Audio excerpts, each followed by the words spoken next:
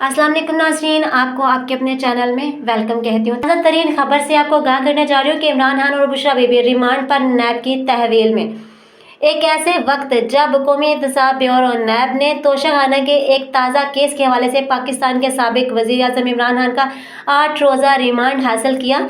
Lahore police ने भी remand house पर हमले समेत दर्जनों मुकदमात में इन्हें गिरफ्तार करने का दावा किया है। इद्दत के दौरान निकाह केस, इमरान खान और बुशरा बीबी की सजा मुअत्तल। पाकिस्तान तहरीक इंसाफ के बानी रहनुमा इमरान खान के खिलाफ 9 मई के फसादात के हवाले से कई मुकदमात दर्ज हैं। पीटीआई मखसूस रिश्तों की हकदार, हुकूमत की 2/3 अक्सरियत का खात्मा।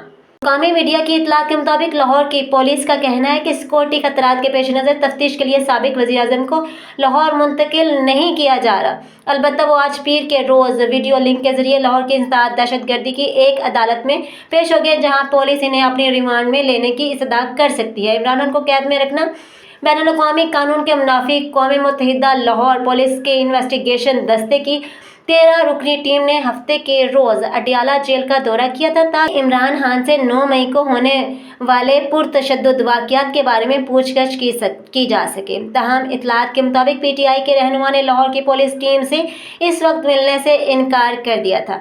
आज की इस वीडियो में इतना ही। मेरी ये वीडियो कैसी लगी, अपनी कीमती राय का इज़हार कमेंट बॉक्स में करना मत भूलिएगा।